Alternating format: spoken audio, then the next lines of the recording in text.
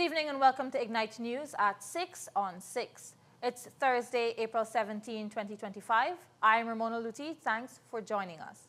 Here are the highlights. Guyana firmly rejects Chinese official claim that friendly consultations and negotiations can resolve the border controversy with Venezuela. The rainy season is here, and the Ministry of Agriculture is assuring that drainage systems, including all pumps, are operational. Guyana's economic boom is reshaping salary scales, and coalition talks between the APNU and AFC have collapsed. The government of Guyana has firmly rejected recent remarks by China's chargé d'affaires, Wang Ri, suggesting that Guyana and Venezuela could resolve their border controversy through friendly consultations and negotiations. In a statement today, the Ministry of Foreign Affairs and International Cooperation emphasized that the matter is already before the International Court of Justice. This is in accordance with the 1966 Geneva Agreement and a decision by the UN Secretary General. The ministry reaffirmed Guyana's long-standing position, a full commitment to the legal process as the appropriate path for settling the dispute. It also highlighted the Argyll Declaration of December 2023, which recognized the court as the forum for resolving the controversy. The ministry warned that any negotiations outside of this framework could undermine the court's authority. Additionally, it raised concerns over China's silence on Venezuela's recent announcement to hold elections in a so-called Guayana Essequibo state. This move has been condemned as a direct violation of Guyana's territorial sovereignty. The ministry reaffirmed that Guyana's actions will continue to be guided by the international law and the principle of mutual respect. The Guyana Revenue Authority, GRA, has seized a quantity of suspected counterfeit U.S. currency. In a statement today, the GRA said 500 fake U.S. $100 bills were found in an incoming package at a popular cargo bond at the Cheddi Jagan International Airport. The counterfeit bills looked very similar to real notes but carried some additional markings. The GRA explained that both local and overseas authorities have been alerted, and investigations are ongoing under the customs and anti-money laundering laws. The authority has also warned of an alarming increase in smuggling attempts through Guyana's ports involving items like gold, money, firearms, and drugs. The GRA is urging the public to report any suspicious activities by calling 227-6060, extensions 3201, 3204, 3205, 3206, 3211, 3212, or 3408. They assured that all information will be kept strictly confidential. The Ministry of Agriculture said on Thursday that all drainage and irrigation systems across the country are operational. Additionally, flood-prone areas are being closely monitored in light of heavy rainfall. All our pumps, we have 15 pumps in Georgetown, all are working. All other pumps around the country are working. The sluices are operable right now. I'm hoping to minimize flooding. There are some small flooding in some vulnerable area, but we are monitoring the situation. We don't have any major flooding. The Hydromet Service on Wednesday issued a flood warning for regions 2 and 6 following heavy rainfall. These areas have since been placed under close monitoring by the Ministry of Agriculture. Earlier this month, the Hydromet office also issued a statement indicating that the April, May, June season is expected to bring near normal to above normal rainfall across most regions of Guyana. Coalition talks between the Alliance for Change, AFC, and a Partnership for National Unity, APNU, have collapsed after months of negotiation. The collapse was confirmed by AFC Member of Parliament David Patterson at the party's press briefing today. First and foremost, I would like to give an update on the discussion, the coalition discussion. Regrettably, we have, despite the best efforts of our negotiation team, been able to arrive at a mutually beneficial arrangement with APNU. We've communicated our decision, regrettably so, to APNU, and we've also communicated to them that we will proceed with our campaign as Alliance for Change since time is of the essence. We have indicated, as we have always indicated, there are other avenues, several other avenues, on which the party, the AFC, can work and collaborate with APNU and other individuals who are interested in other avenues other than in the upcoming elections, other than an established coalition. Of course, as always, the door is always open prior to nomination day. Should there be a change in this position or change in circumstances? But as it stands, we have communicated this position to APNU. The FC has insisted that party leader Nigel Hughes be the presidential candidate in any coalition with APNU. The party has also requested 40% representation at all levels of government, with the remaining 60% of positions going to APNU. Additionally, the AFC has demanded that the presidential candidate nominated shall not be permitted to nominate or occupy the position of leader of the list.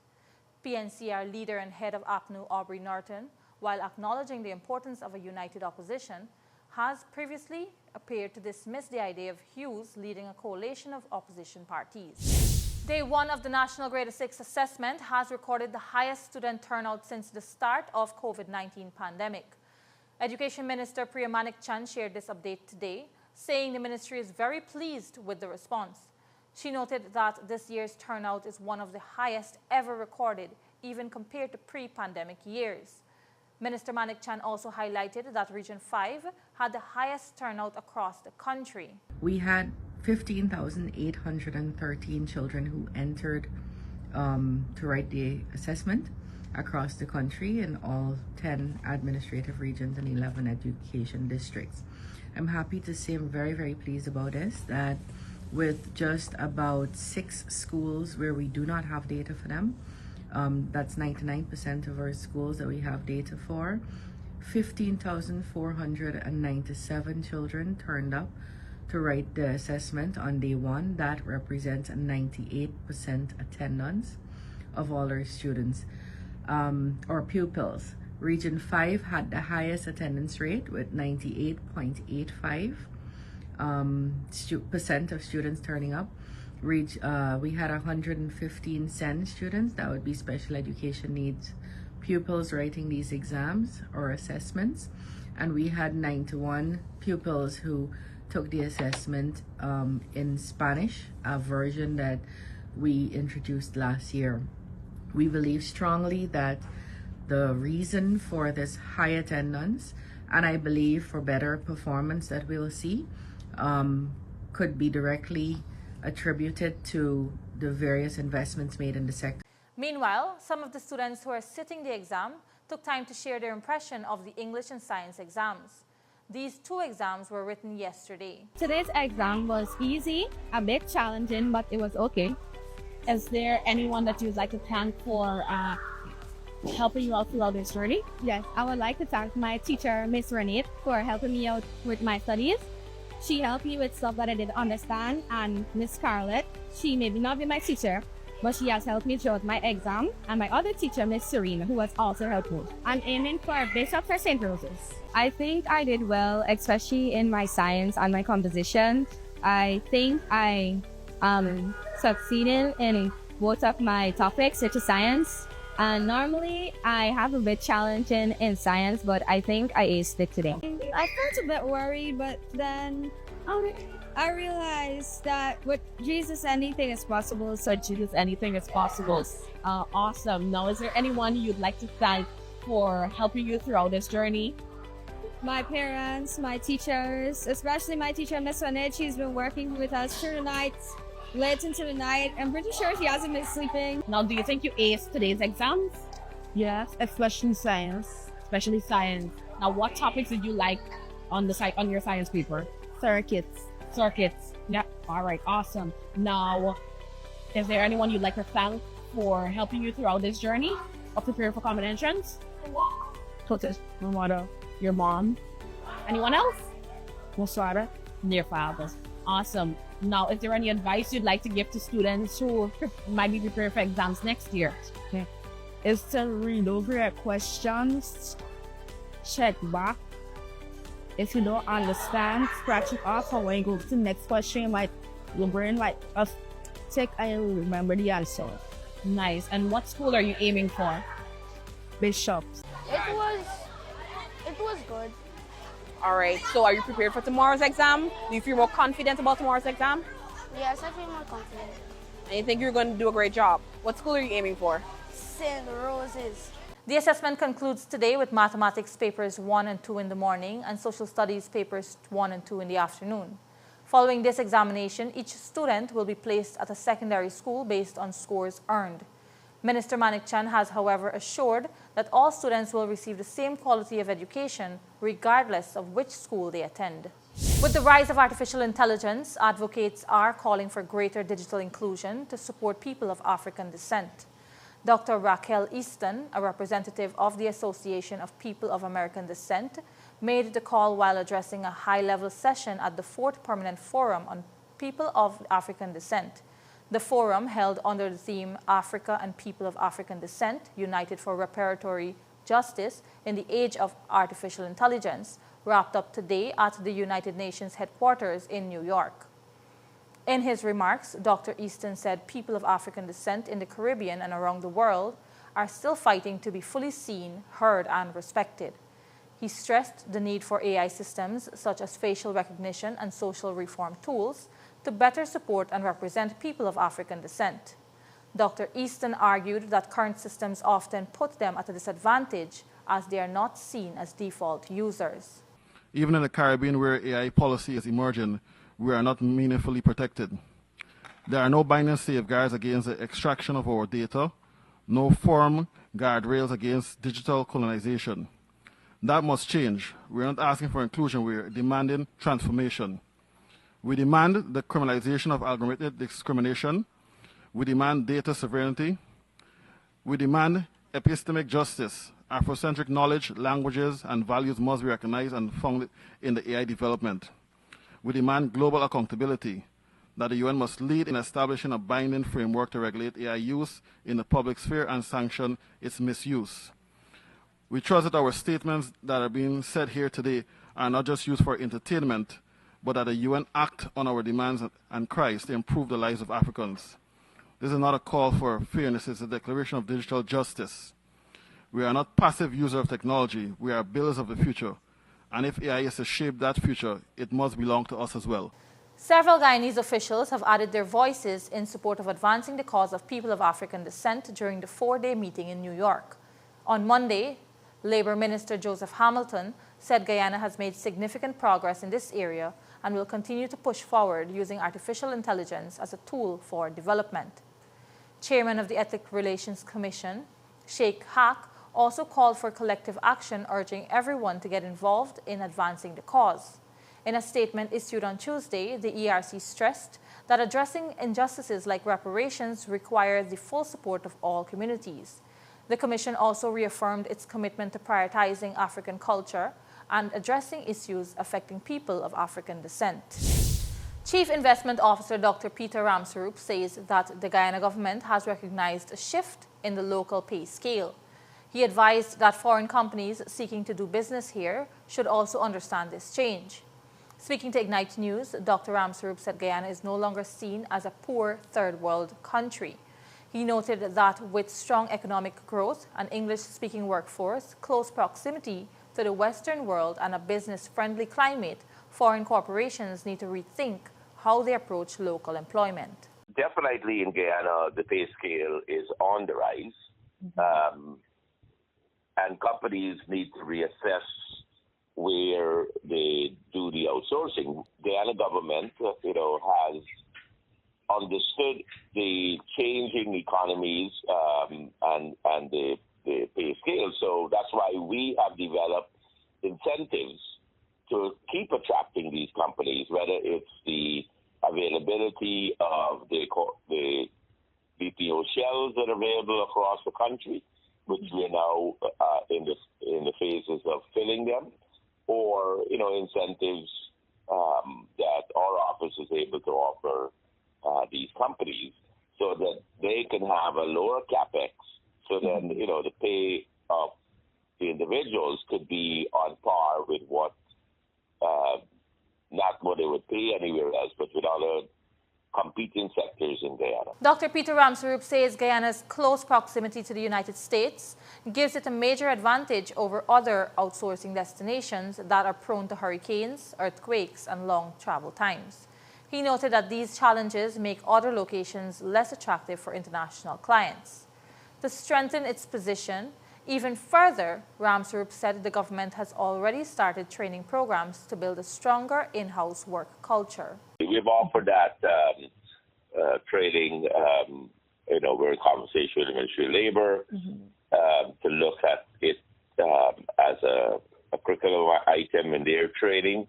And yes, I think a lot of our folks that have not been exposed to cultural differences, the way you communicate with, say, folks in the Western world, that certain training can help.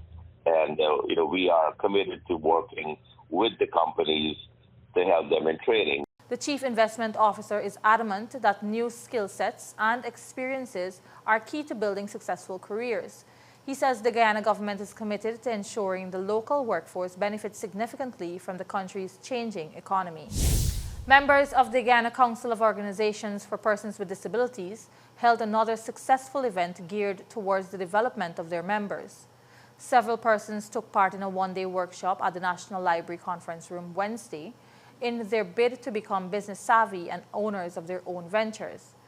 The event saw some 28 visually impaired persons from regions 2, 3, 4, 6, and 10 learning business management skills. These include business planning, budgeting, and other development activities. I've learned a lot, especially when it comes to business, how I can control one, what I can become despite of my disability, and it was very strengthening for me. What I have learned from this forum today, that it can be possible. Despite of my challenges, I can know that I can pull it through and make it a reality and bring it into success because of the empowerment of since I've joined the Guyana Blind Society, what I've been getting from them. And I know that I have the capacity and the ability to do it. It will, help us along the way as persons who live with disability. I was grateful and thankful for this venture. Program Manager for the Council, Ganesh Singh, said that the workshop was hosted by the Society in partnership with the Small Business Bureau and supported by ExxonMobil. In support of making persons living with disabilities financially independent, the government, through the Bureau, has provided a loan facility.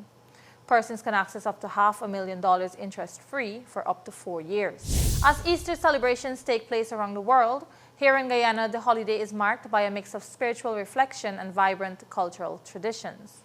Ignite News took the opportunity to speak with Reverend Milton Carter of the Northeast Elim Pentecostal Church, who explained the importance of the season. One of the most important seasons in the Christian calendar.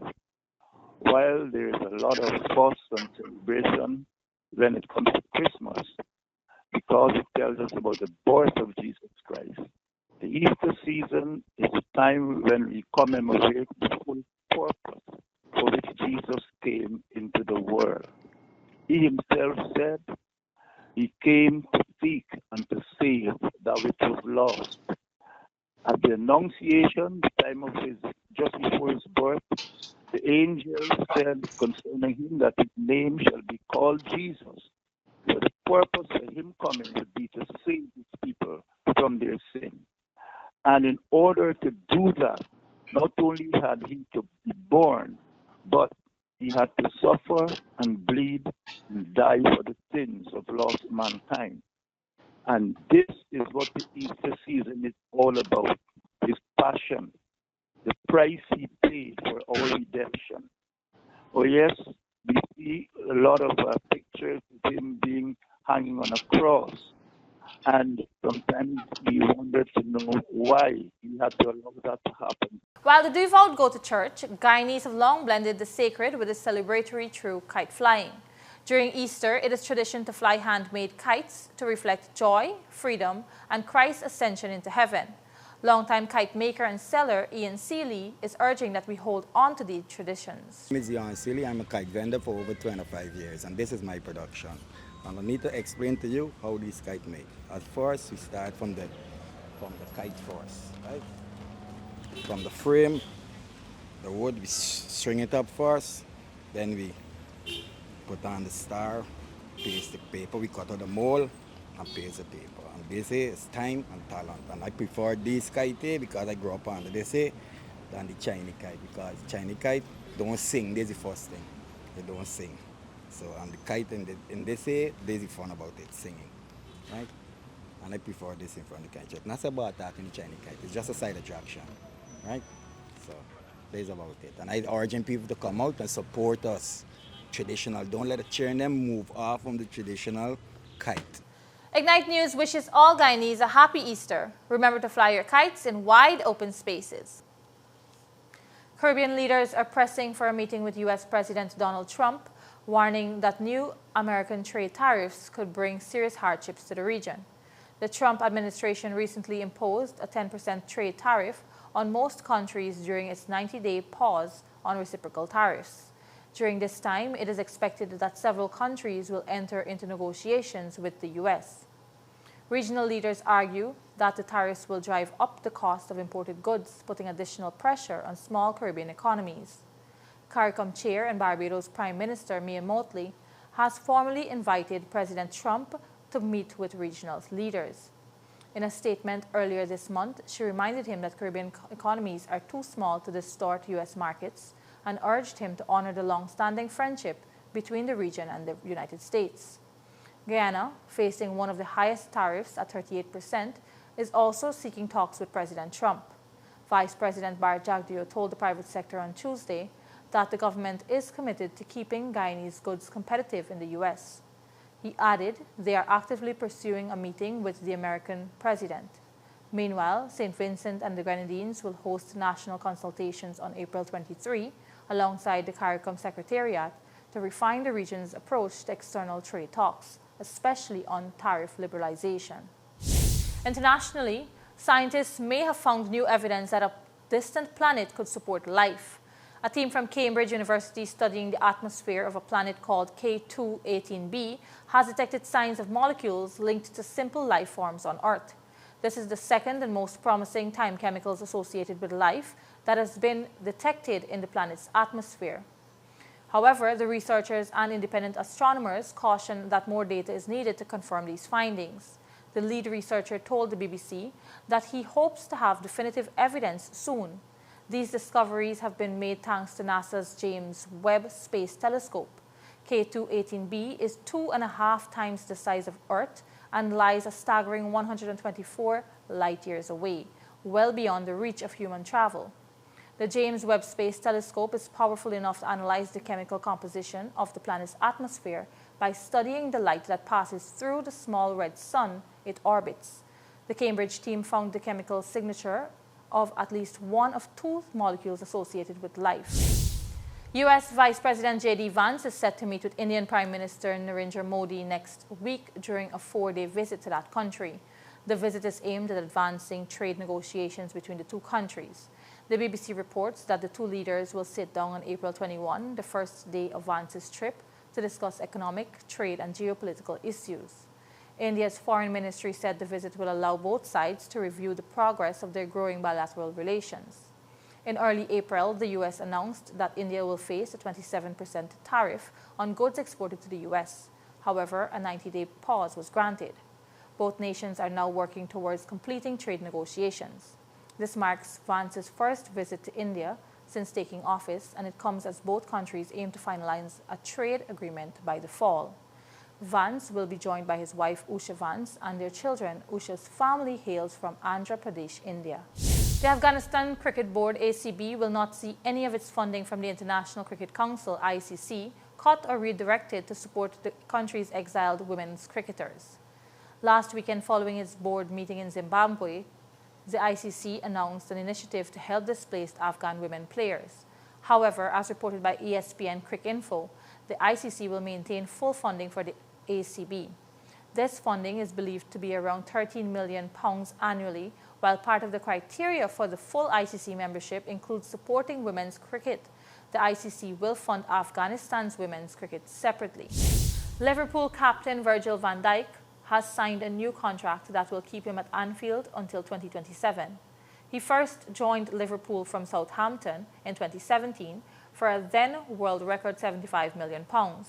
According to Al Jazeera, the 33-year-old Dutch centre-back has been a cornerstone of the club's recent success. Van Dijk's leadership and defensive strength have helped Liverpool lift multiple trophies. These include the Champions League and their long-awaited first Premier League title. Speaking after the announcement, Van Dijk described the contract extension as a proud and emotional moment. He added that Liverpool was always his plan and there was never any doubt about staying. His decision follows Mohamed Salah's own commitment to the club until 2027. And that's all for this edition of Ignite News on 6 at 6. For more stories, visit ignitenews.com or follow us on social media. Thanks for watching. I'm Ramona Luti. See you tomorrow for more Ignite News.